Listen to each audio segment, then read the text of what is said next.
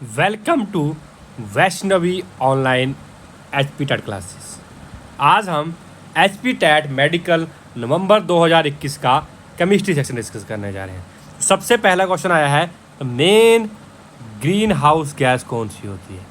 सबसे पहले हमें ये पता होना चाहिए ग्रीन गैस होती कौन कौन सी है।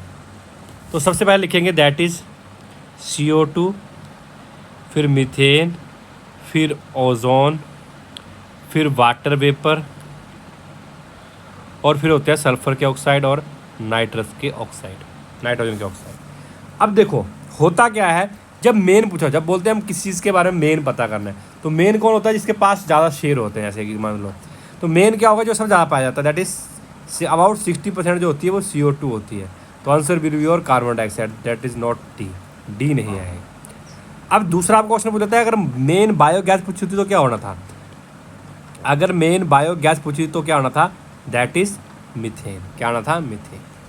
आगे आपको पूछा हुआ है, सेकंड क्वेश्चन आपके यहाँ आया हुआ है, the main ingredient medicine to treat hyper acidity यानी कि एसिडिटी को ठीक करने की।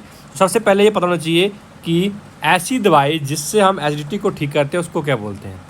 उसको हम बोलते हैं एंटासिड। क्या बोलते हैं, एंटासिड। अब एंटासिड से होता क्या है, एंटासिड दवाई का नाम लो, कई बार पेपर में दवाई का नाम आता है, डेट इज रेंटाडीन। क्या होती है, रेंटाडीन एक दवाई होती है जो एसिडिटी में दी जाती है। अब उसके अंदर डाला क्या होता है, ये भी क्वेश्चन आता है, बहुत बार आया है, दैट इज मैग्नीशियम हाइड्रोक्साइड, और इसी को हम बोलते हैं मिल्क ऑफ मैग्नीशिया। क्या बोलते हैं, मिल्क ऑफ मैग्नीशिया। अब मिल्क ऑफ मैग्नीशिया क्यों बोलते हैं, क्योंकि दूध की तरह दिखता है। अब इसका तो यूज़ हम करते हैं। ये क्वेश्चन आता है कि ये कौन सा हाईली बेसिक होता है कि माइल्ड बेस होता है। तो ये थोड़ा सा बेसिक होता है, ये माइल्ड बेसिक होता है। क्या होता है, माइल्ड बेसिक। दूसरा क्वेश्चन आएगा कि हाइपर एसिडिटी के लिए और क्या होता है, तो हम एल्यूमिनियम हाइड्रोक्साइड का यूज़ भी करते हैं। तो answer will be your aluminium hydroxide. दूसरा आप क्वेश्चन आता है कि बेकिंग सोडा का यूज़ भी हम इसमें कर सकते हैं। तो हम सभी इन तीनों का यूज़ हम किस में करते हैं, एसिडिटी यानी कि एसिडिटी की दवाई में यूज़ करते हैं, एल्यूमिनियम हाइड्रोक्साइड, मैग्नीशियम हाइड्रोक्साइड और बेकिंग सोडा। आगे पूछा है, why diluting sulphuric acid it is recommended that the acid should be added to the water. Acid को वाटर में ऐड करना चाहिए, क्यों, क्योंकि रिएक्शन क्या होती है, एक्सोथर्मिक। अब आपको पहले ये बताना चाहिए कि एक्सोथर्मिक रिएक्शन क्या होती है। एक्सोथर्मिक का मतलब होता है ऐसी रिएक्शन जिसमें क्या हो, इसमें हीट निकले, यानी कि जहाँ पर डेल टच की वैल्यू क्या होती है, नेगेटिव, और जहाँ पर डेल टच की वैल्यू पॉजिटिव, जहाँ हीट देनी पड़े, उसको बोलते हैं एंडोथर्मिक। क्या बोलते हैं, एंडोथर्मिक। तो रिएक्शन क्या होती है, डेट इज एक्सोथर्मिक। तो answer will be your B. आगे पूछा है, deficiency of which vitamin causes night blindness, कि किस विटामिन की कमी से नाइट ब्लाइंडनेस होती है। तो रट्टे मारने वाले तो बता देंगे कि विटामिन ए से होती है, लेकिन हम पूरा ही पढ़ेंगे। विटामिन ए से क्या होती है, नाइट ब्लाइंडनेस। क्या होती है, नाइट ब्लाइंडनेस। विटामिन बी से क्या होता है, दैट इज बेरी। सी से क्या होता है, स्कर्बी। डी से क्या होता है, रिकेटस यानी कि हड्डियों वाला जो रोग होता है।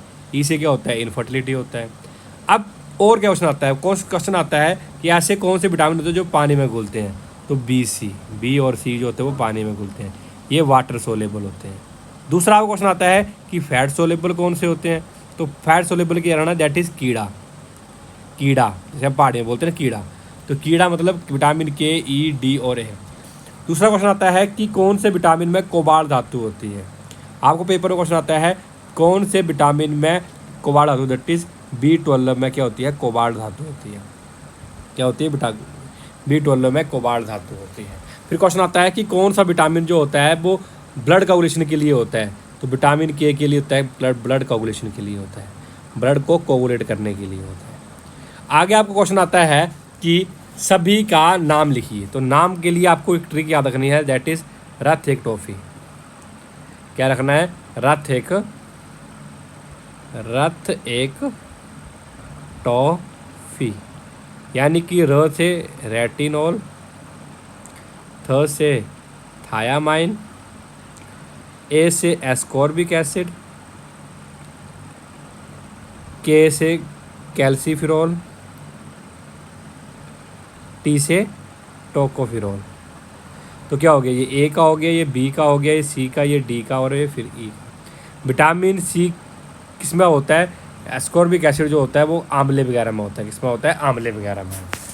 आगे पूछा है which of following element is use as a promoter in Haber process. तो सबसे पहले हमें ये पता होना चाहिए कि हैबर प्रोसेस होती किसके लिए होती है। तो ये अमोनिया की मैन्युफैक्चरिंग में होती है। इसमें अमोनिया की मैन्युफैक्चरिंग होती है। और इसमें जो एज ए कैटलिस्ट यूज़ किया जाता है, तो एज ए कैटलिस्ट हम किसका यूज़ करते हैं, दैट इज़ आयरन का। और एज ए प्रमोटर जो हम किसका यूज़ करते हैं, दैट इज़ मोलिब्डेनम का। अब आपको पेपर में क्वेश्चन आता है कि और प्रोसेस, जैसे आपको पूछ लिया ओसवार्ड प्रोसेस किसके लिए होती है। ओसवार्ड प्रोसेस जो होती है वो नाइट्रिक एसिड के लिए होती है। और नाइट्रिक एसिड को हम एक्वा फोर्टिस भी बोलते हैं। इसको हम एक्वा फोर्टिस भी बोलते हैं। फिर आपको क्वेश्चन आता है कि सल्फ्यूरिक एसिड के लिए कौन सी होती है। सल्फ्यूरिक एसिड के लिए कौन सी होती है, तो वो होती है कॉन्टैक्ट प्रोसेस। कौन सी होती है, कॉन्टैक्ट प्रोसेस होती है। आगे आपको पेपर में क्वेश्चन आया है कि which of following under corrosion more easily. ऐसी चीज़ जो वाटर के साथ ज़्यादा रिएक्ट कर जाएगी वो ज़्यादा क्रोजन शो करेगी। तो देखिए रिएक्टिविटी सीरीज याद करनी पड़ेगी। दैट इज़ केदारनाथ का माली आलू ज़रा फीके पकाता है, कौन है, आगे आओ। तो देखो सबसे ऊपर जो होगी वो क्रोजन ज़्यादा इजीली करेगी, क्योंकि सबसे ऊपर वाली क्या होती है, वाटर के साथ ऐड कर जाती है। तो वाटर के साथ ऐड कर जाएगी तो क्या हो जाएगी, विल को अंडरगो क्रोजन मोर इजीली। तो कौन करेगा, तो क्रोजन कौन इजीली कर शो कर देगा, दैट इज़ जो सबसे ऊपर होगी। देखिए ये गोल्ड नीचे है, एजी नीचे है, और कौन सा था, सीयू नीचे है। सबसे ऊपर कौन सा बच गया फिर, जिंक। तो आंसर बी और जिंक। ये जो पहली तीन होती है ये वाटर के साथ ऐड कर जाती है, और ये वाटर मतलब कोल्ड वाटर के साथ भी ऐड कर जाती है। और मैग्नीशियम जो है वो हॉट वाटर के साथ ऐड करता है, ये भी पेपर में क्वेश्चन आता है। एल्यूमिनियम, जिंक और आयरन क्या करते हैं, स्टीम के साथ ऐड करते हैं, ये भी बहुत बार पेपर में क्वेश्चन आता है। आगे पूछा है नेचुरल रबड़ का पॉलीमर कौन सा होता है, वो होता है आइसोप्रीन। अगर आपको सिंथेटिक का पूछा होता तो क्या होना था, दैट इज़ क्लोरोप्रीन। क्या होना था, क्लोरोप्रीन भी होता है। आगे आपको पेपर में क्वेश्चन आया है कि आइसोटोप में क्या डिफरेंट होता है। तो सबसे पहले समझेंगे कि आइसोटोप होता क्या है। आइसोटोप में टॉप डिफरेंट होता है, तो ऊपर हम लिखते हैं मास नंबर, नीचे लिखते हैं एटॉमिक नंबर। जिसमें मास नंबर डिफरेंट होगा वो क्या होगा, लेकिन यहाँ मास नंबर वाला कंसेप्ट ही नहीं दिया है। तो सबसे पहले हम समझेंगे कि मास नंबर किसके बराबर होता है, वो प्रोटॉन प्लस न्यूट्रॉन के बराबर होता है। और जेड जो होता है वो प्रोटॉन के बराबर होता है। जितने प्रोटॉन होते हैं उतने क्या होते हैं, इलेक्ट्रॉन होते हैं। ठीक है, तो यहाँ से क्वेश्चन आपको पेपर में आ जाएगा। जैसे क्लोरीन में क्या होता है, जैसे मान लो आपको दे दी क्लोरीन, यहाँ दे दिया 35, यहाँ दिए 17, और यहाँ दिए 17, और यहाँ दिया 37। तो इसमें डिफरेंट क्या हुआ, देखो जितने प्रोटॉन हुए उतने क्या होते हैं, इलेक्ट्रॉन। तो दोनों में ही प्रोटॉन भी कितने हो गए, 17, इलेक्ट्रॉन भी कितने हो गए, 17। और अगर आपको न्यूट्रॉन पूछो तो न्यूट्रॉन कैसे निकालते हैं, ए में से जेड निकालते हैं। तो 35 में से 17 गया तो कितना रहेगा, 35 में 17 गया तो कितना रहेगा, 17 17 8, कितना बच गया, न्यूट्रॉन 18 बचे। और इसमें क्या डिफरेंट है, इसमें 20 न्यूट्रॉन बचे। तो देखो किस में डिफरेंट, किस में है, that is number of neutron. तो आंसर विल बी और आगे पूछा है मोस्ट रिएक्टिव नॉन मेटल कौन सी होती है, जो following is most reactive non metal. तो मोस्ट रिएक्टिव जो नॉन मेटल होती है दैट इज़ योर, यहाँ जो आंसर दिया है वो आपको दिया हुआ है, दैट इज़ हाइड्रोजन। क्या आंसर दिया है, मोस्ट रिएक्टिव जो नॉन मेटल होती है वो कौन सी होती है, वो होती है हाइड्रोजन। वो कौन सी होती है, हाइड्रोजन। कौन सी होती है, वो आपकी होती है हाइड्रोजन। ठीक है, रिएक्टिव एक मेटल होती है which of following is most reactive non metal. ये पेपर में क्वेश्चन आ जाता है आपको पेपर में क्वेश्चन आता है कि which of following is most reactive non metal, which of following is most reactive non metal.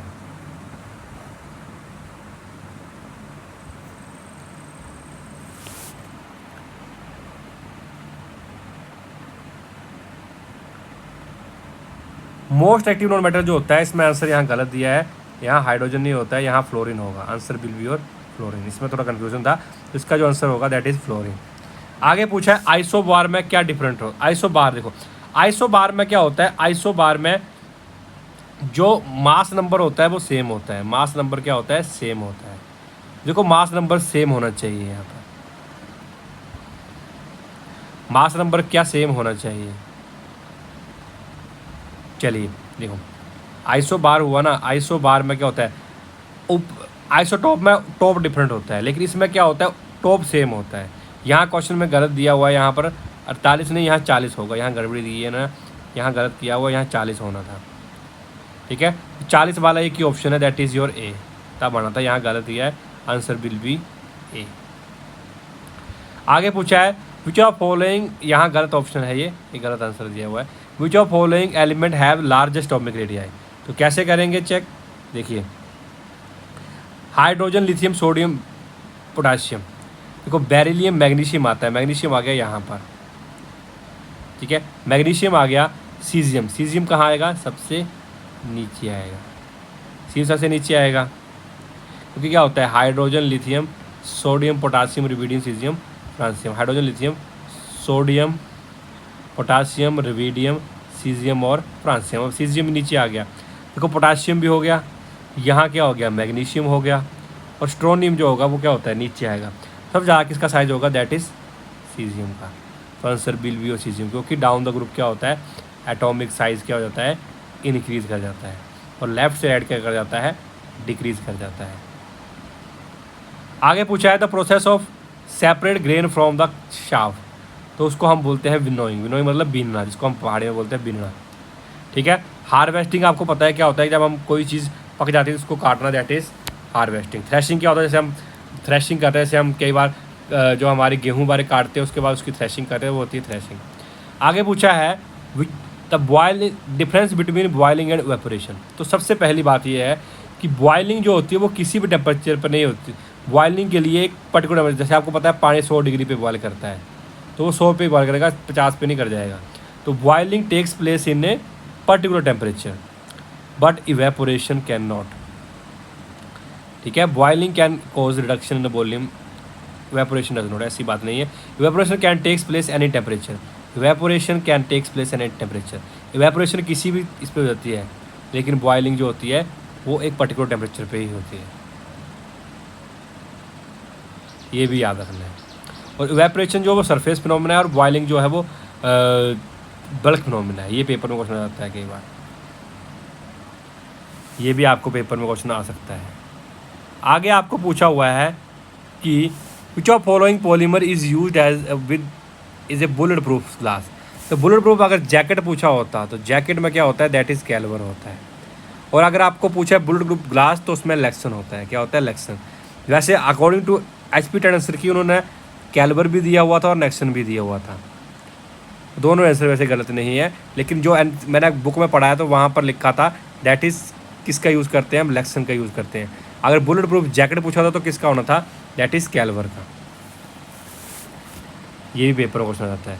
आगे लिखा है एटॉमिक थ्योरी किसने दी थी, तो डाल्टन ने दी थी एटॉमिक थ्योरी। अब डी ब्रोगली वेवलेंथ क्या थी, lambda is equal to H/mv।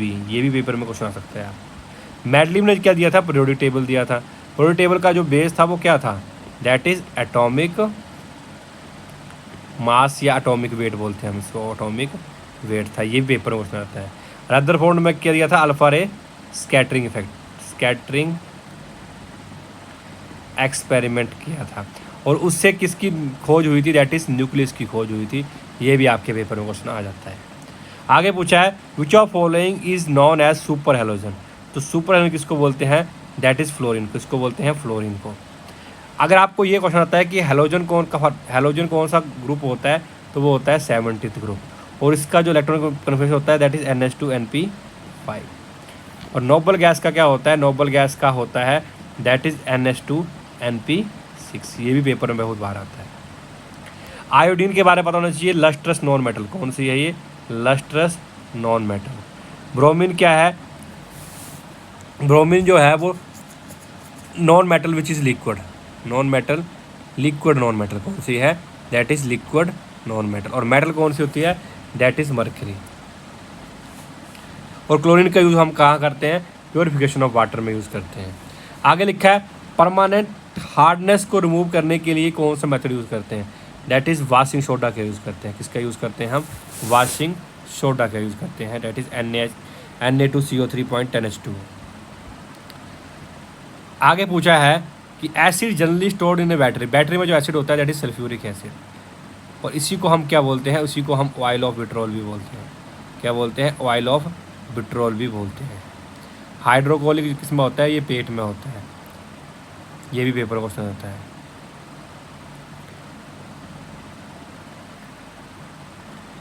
ये भी आपको पेपर में क्वेश्चन आ जाता है। आगे पूछा है which of following has highest negative electron enthalpy, ये सबसे ज़्यादा इलेक्ट्रॉन गेन एंथैल्पी किसकी होती है, नेगेटिव वैल्यू वो होती है क्लोरीन की। किसकी होती है, क्लोरीन की। आगे पूछा है water drops is spherical due to, water drop जो होती है वो स्फेरिकल किसकी वजह से होती है, दैट इज सरफेस टेंशन की वजह से। आगे पूछा है विच acid is present in lemon, lemon में कौन सा एसिड होता है, तो लेमन में जो होता है वो होता है सिट्रिक एसिड। टार्ट्रिक एसिड किस में होता है, दैट इज टैमरिड यानी कि इमली में होता है। ऑक्सैलिक किस में होता है, ऑक्सैलिक एसिड किस में होता है, स्पिंच में होता है और टोमेटो में होता है। किस में होता है, स्पिंच और टोमेटो में होता है। आगे पूछा है पीएच ऑफ ब्लड कितनी होती है, तो वो 7.4 होती है, ये माइल्ड बेसिक होता है। आगे पूछा है most abundant rare gas in atmosphere, अगर आपको पेपर में क्वेश्चन आया हुआ है, अगला क्वेश्चन है कि most abundant gas in, most abundant rare gas, most abundant rare gas in atmosphere, that is argon. क्या होती है, that is argon. Answer will be your argon.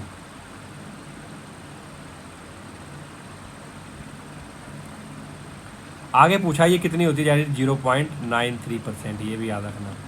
आगे पूछ सकता है कि बैकेलाइट का यूज़ हम क्यों करते हैं इलेक्ट्रिक अप्लायंस में, क्योंकि बैकेलाइट क्या है, ये थर्मोसेटिंग पॉलीमर है, यानी कि इसके ऊपर हीट का कोई इफेक्ट नहीं पड़ता है, हीट का कोई इफेक्ट पड़ेगा नहीं, that is why it is the insulator of heat. Answer will be your C, answer will be your C. या पेपर में क्वेश्चन पूछ लेगा थर्मोसेटिंग, थर्मोसेटिंग पॉलीमर वो होते हैं, बैकेलाइट और मेलामाइन का यूज़ करते हैं हम इसमें, इसको बनाने में। आगे पूछा है pure water can be obtain from sea water, तो आर ओ हमने घर में लगाया होता है ना, आर ओ यानी कि reverse osmosis. Which of following alloys contain non metal as a is consequent, किस में होता है, देखो पहले बात ब्रॉन्ज, ब्रॉन्ज में जेड लगा हो या ना एसन होगा, तो कॉपर प्लस टिन होता है, कॉपर प्लस जिंक होता है, तो कॉपर मेटल है, जिंक मेटल है, कॉपर और जिंक में। अमलगम में क्या होता है, मरकरी होता है, तो मरकरी क्या है, ये भी मेटल ही है, तो क्या बच गया फिर, स्टील। आंसर विल बी और स्टील। आगे पूछा है which of following type of medicine is use to lower the body temperature, body temperature के लिए जो होती है वो क्या होती है, वो होती है एंटीपायरेटिक्स। एंटासिड भी बताया मैंने कि एंटासिड क्या होता है, दैट इज इसके लिए।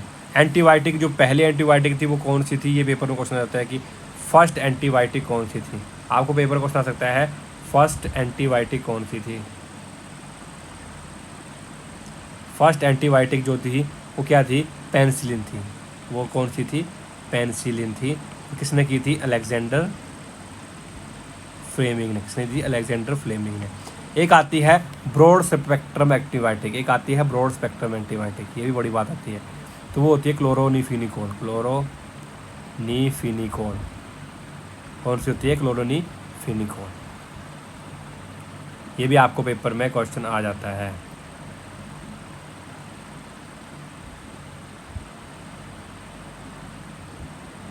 और एनाल्जेसिक क्या होते हैं, जो पेन के लिए, जो पेन रिलीवर होते हैं उनको बोलते हैं एनाल्जेसिक, जो पेन रिलीफ के लिए होते हैं उनको बोलते हैं हम एनाल्जेसिक। आगे आपको पूछा है कि जो following is a Lewis base, Lewis के अनुसार बेस नहीं है, नहीं पूछा है, तो देखो वाटर में लोन पेयर होता है, ये होता है, अमोनियम में लोन पेयर होता है, ये भी होता है, वाटर में 2 लोन पेयर होते हैं, अमोनियम में 1 लोन पेयर होता है, इसमें लोन पेयर होता है वो बेस होता है, तो pH3 में भी लोन पेयर होता है, BF3 में लोन पेयर नहीं होता है, तो आंसर विल बी और BF3। आगे पूछा है bleeding is stopped by application of अलम ऑन द वुंड घाव, यानी कि जहाँ हमें घाव लगा होता है वहाँ पर अगर ब्लीडिंग हो रही है तो उसको ये हम वहाँ पर कई बार फटके लगा देते हैं, तो उससे क्या होता है, तो ये कर देता है अलम coagulate the blood and form A clot, तो क्या कर देता है, ये क्लोटिंग कर देता है, ब्लड को रोक देता है वहाँ।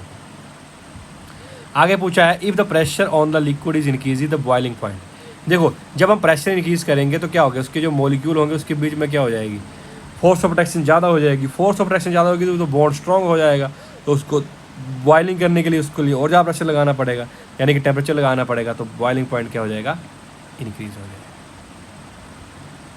Thank you for watching this video. If you like this video, kindly subscribe our channel. Thank you.